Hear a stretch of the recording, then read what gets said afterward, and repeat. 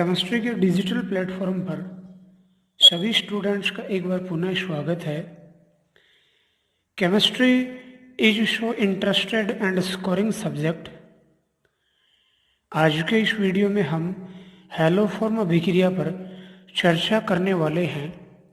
सबसे पहले तो वीडियो को अपने दोस्तों के साथ शेयर व वीडियो को लाइक कर दीजिए। चलिए आज की क्लास शुरू करते हैं। ऐसे कंपाउंड जिनकी संरचना निम्न प्रकार होती है वे हैलोफॉर्म अभिक्रिया दर्शाते हैं। CH3 CHOHR या CH3 C double bond OR. Suppose that it is structure A and it is structure B. यह मैथिल कीटोन है और यह संगत अल्कोहल है। तो ऐसे यौगिक जिनकी संरचना निम्न प्रकार की होती है, जहां R is equal to aryl या एल्किल समूह है या हाइड्रोजन परमाणु हो सकता है। इस प्रकार की संरचना वाले यौगिक जिनमें या तो संरचना A हो या संरचना B हो, हैलोफॉर्म अभिक्रिया दर्शाते हैं।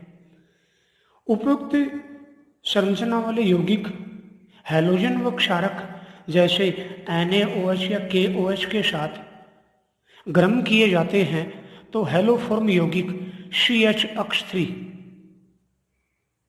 हैलोफॉर्म यौगिक बनते हैं। ट्राई हैलो मीथेन यौगिक बनते हैं। अतः इस अभिक्रिया को हैलोफॉर्म अभिक्रिया कहा जाता है। यह अभिक्रिया निम्न पदों में पूर्ण होती है। सर्वप्रथम क्षारक जैसे NaOH हैलोजन से क्रिया करता है और इससे सोडियम हाइपोहैलाइड बनता है। अभिक्रिया के दौरान जल का अणु निकलता है। यहाँ NaOH के दो अणु पार्टिसिपेट करते हैं। इस प्रकार जल का एक अणु निकलेगा H2O और NaO अक्ष सोडियम हाइपोहैलाइड, साथ में Na अक्ष सोडियम हैलाइड बनता है। इस प्रकार बना सोडियम हाइपोहैलाइड NaO अक्ष संरचना B वाले यौगिक CH3 CHOHR को संरचना A वाले यौगिक में ऑक्सीकृत कर देता है। ऑक्सीडेशन। संरचना B वाला यौगिक सोडियम हाइपोहैलाइड द्वारा संरचना A वाले यौगिक मैथिल कीटोन में ऑक्सीकृत हो जाता है। अभिक्रिया के दौरान दो हाइड्रोजन एटम, एक कार्बन से एक ऑक्सीजन से जुड़े हुए, साथ में एक ऑक्सीजन परमाणु सोडियम हाइपोहैलाइड से जुड़कर जल के अणु के रूप में रिमूव होते हैं तथा कार्बन ऑक्सीजन सिंगल बॉन्ड वाला compound carbon oxygen double bond वाले मिथाइल कीटोन में कन्वर्ट हो जाता है। साथ में यहाँ Na अक्ष क्या बचा, यहाँ सोडियम हाइपोहैलाइड से Na अक्ष सोडियम हैलाइड बनता है। इस प्रकार संरचना B वाला यौगिक सोडियम हाइपोहैलाइड द्वारा ऑक्सीकृत होकर संरचना A वाले यौगिक में कन्वर्ट हो जाता है। नेक्स्ट स्टेप में संरचना A वाला कंपाउंड पुनः सोडियम हाइपोहैलाइड से रिएक्शन करेगा और मिथाइल समूह का हैलोजनीकरण होता है।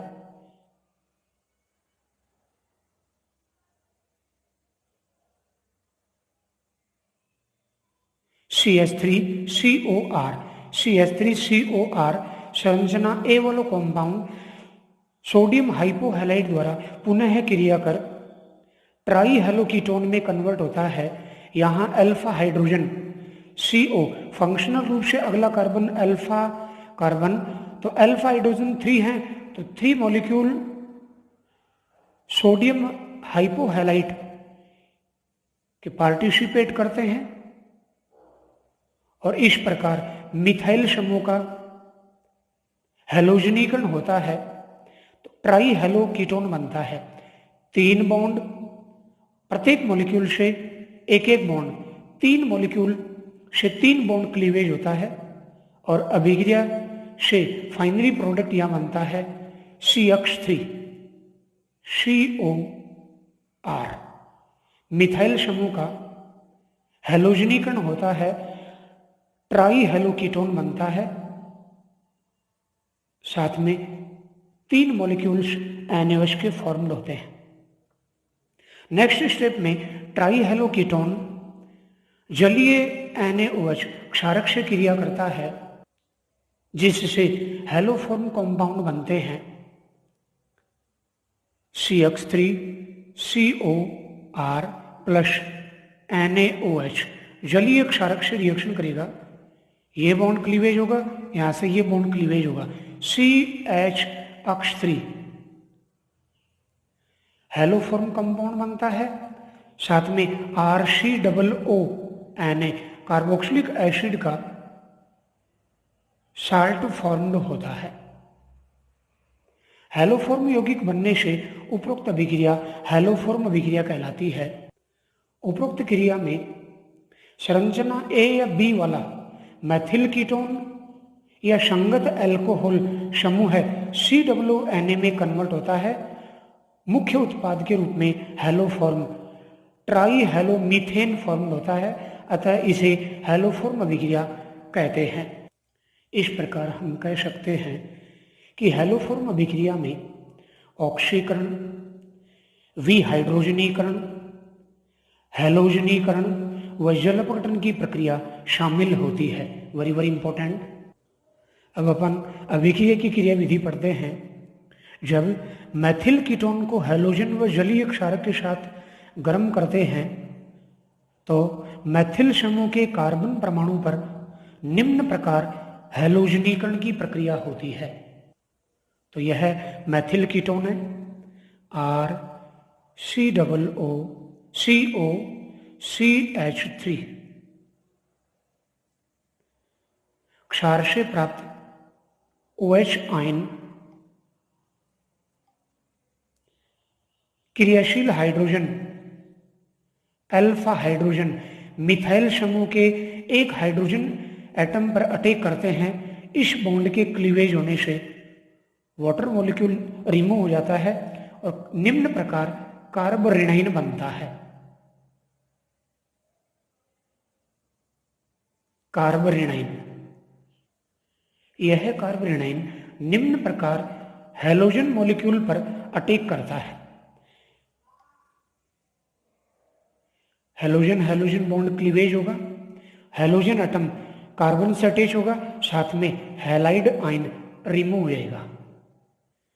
इस प्रकार मोनो हेलो व्युत्पन्न फॉर्म्ड होगा। यह हैलोजन एटम यहां अटैच हो जाएगा तो मोनो हेलो व्युत्पन्न यौगिक बनेगा। पुनः क्षारक से प्राप्त OH आयन दूसरे क्रियाशील हाइड्रोजन एटम पर अटैक करता है, ये बॉन्ड क्लीवेज होगा। उसी प्रकार वाटर मॉलिक्यूल रिमूव होने से कार्बोरेनाइन फॉर्म्ड होगा।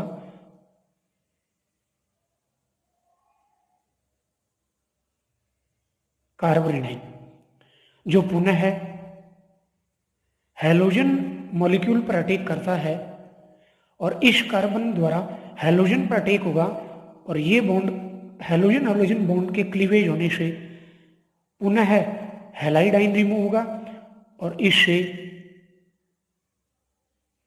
डाई हेलो व्युत्पन्न यौगिक बनता है। डाई हेलो व्युत्पन्न यौगिक बनेगा। यहां क्रियाशील हाइड्रोजन मैथिल समूह पे अल्फा हाइड्रोजन कितनी है 3, तो 3 बार OH आयन मिथाइल समूह के तीनों हाइड्रोजन पर अटैक करता है क्रमशः है, पहली बार, दूसरी बार और तीसरी बार। OH आयन इस हाइड्रोजन पर अटैक करेगा, ये बॉन्ड क्लीवेज होने से पुनः कार्बोरेनाइन बनेगा, OH और H वाटर मॉलिक्यूल के रूप में रिमूव हो जाएगा और पुनः कार्बोरेनाइन बनता है। यह कार्बोरेनाइन पुनः हैलोजन मॉलिक्यूल पर अटैक करेगा, हैलोजन हैलोजन बॉन्ड के क्लीवेज होने से पुनः हैलाइड आयन रिमूव होगा और इससे finally try hello ketone formed होगा, RCO CH3 try hello ketone.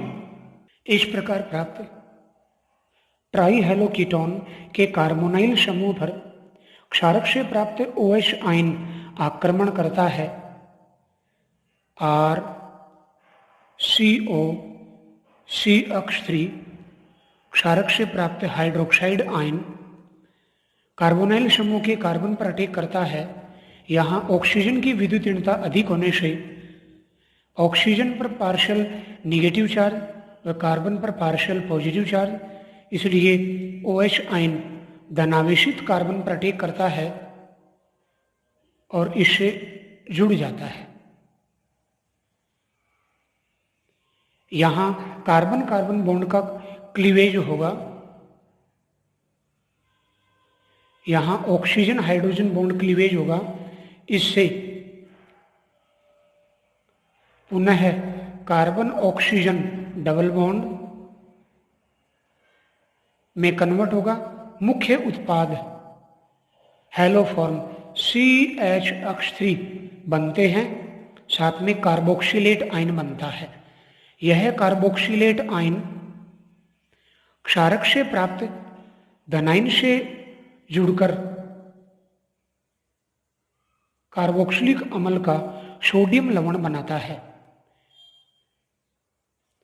इस प्रकार संपूर्ण अभिक्रिया में मैथिल कीटोन मैथिल समूह को त्याग कर कार्बोक्सिलिक अम्ल के लवण COONA में बदल जाता है। अब अपन हैलोफॉर्म अभिक्रिया से संबंधित ट्रिक लेते हैं कि कौन से यौगिक हैलोफॉर्म अभिक्रिया में पार्टिसिपेट करते हैं, कौन से यौगिक नहीं करते हैं। So Anirudh trick for haloform reaction very important. यौगिक जिनमें 3 अल्फा हाइड्रोजन परमाणु होते हैं वे सभी हैलोफॉर्म अभिक्रिया में भाग लेते हैं। उदाहरण कौन कौन से यौगिक हैं? 1 डिग्री अल्कोहल में केवल ethanol, CH3 CH2 OH, OH से अटैच कार्बन से अगला carbon alpha hydrogen, alpha carbon जिस पर 3 हाइड्रोजन प्रेजेंट है, अतः एथेनॉल हैलोफॉर्म अभिक्रिया में भाग लेता है। इसी प्रकार 2 डिग्री अल्कोहल में सभी 2 एल्केनॉल यौगिक, उदाहरण प्रोपेन 2-ऑल, यहाँ इस यौगिक में 3 अल्फा हाइड्रोजन प्रेजेंट है। इसी प्रकार ब्यूटेन 2-ऑल, इस यौगिक में भी 3 अल्फा हाइड्रोजन प्रेजेंट हैं। इसी प्रकार पेंटेन 2-ऑल 1 2 3 4 5, पेंटेन 2-ऑल, इस यौगिक में 3 अल्फा हाइड्रोजन प्रेजेंट होने से यह भी हैलोफॉर्म अभिक्रिया दर्शाता है। नेक्स्ट, चूंकि 3 डिग्री अल्कोहल में अल्फा हाइड्रोजन एब्सेंट होती हैं, अतः ये हैलोफॉर्म अभिक्रिया नहीं दर्शाते। 3 क्रियाशील हाइड्रोजन अनुपस्थित होने से 3 डिग्री अल्कोहल हैलोफॉर्म अभिक्रिया नहीं दर्शाते। एल्डिहाइड यौगिकों में, कार्बोनाइल यौगिकों में केवल एसिटल्डिहाइड जिसमें 3 अल्फा हाइड्रोजन उपस्थित होने से यह हैलोफॉर्म अभिक्रिया दर्शाता है। CH3 CHO ethanol, very important. Next, very important point for your competition, haloform अभिक्रिया के आधार पर संरचनात्मक इकाई का निर्धारण किस प्रकार किया जाता है? यहाँ अपन एक्सरसाइज के क्वेश्चन लेते हैं। क्वेश्चन फर्स्ट, हैलोफॉर्म अभिक्रिया से एक हैलोफॉर्म अभिक्रिया से निम्न उत्पाद बनते हैं। हैलोफॉर्म प्लस कार्बोक्सिलिक एसिड का लवण। तो प्रारंभिक पदार्थ अर्थात इस अभिक्रिया के क्रियाकारक कौन कौन से होंगे, कौन से क्रियाकारक है वो अणु पार्टिसिपेट करता है।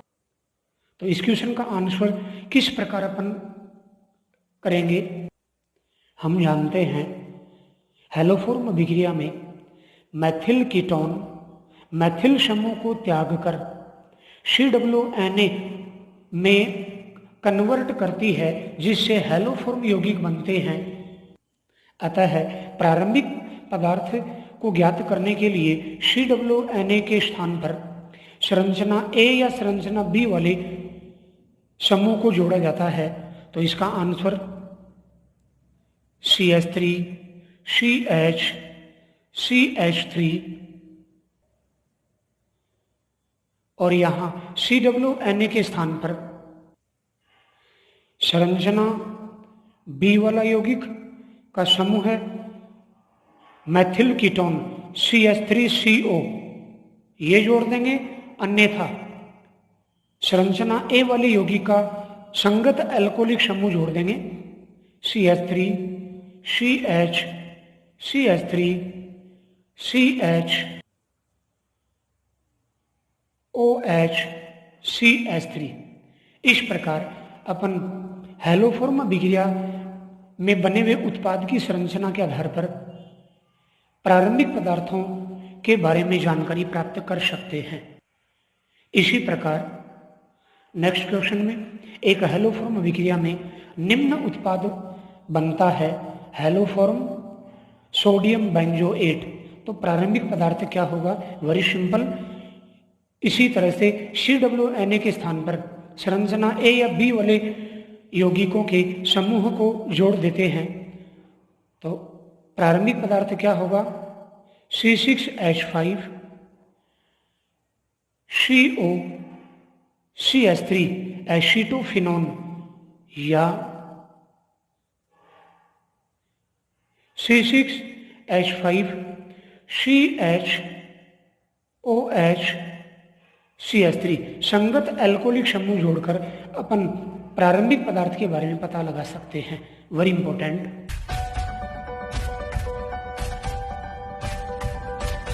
Welcome again in digital platform of chemistry. अब हम कुछ मल्टीपल चॉइस टाइप क्वेश्चंस लेते हैं, जिन्हें आप वीडियो को पॉज कर स्वयं हल कर सकते हैं। क्वेश्चन फर्स्ट इज, हैलोफॉर्म किस प्रकार का ट्राई हैलोजन व्युत्पन्न होता है। Very very important. Propane, ethane, methane, benzene. हम जानते हैं हैलोफॉर्म यौगिकों का सूत्र CH3, जिसमें एक कार्बन एटम प्रेजेंट है। अतः हैलोफॉर्म मीथेन के ट्राई हैलोजन व्युत्पन्न होते हैं। So answer will be option C, methane. Question second, यौगिकों का युग्म जो हैलोफॉर्म अभिक्रिया देता है। Option A, B, C and D।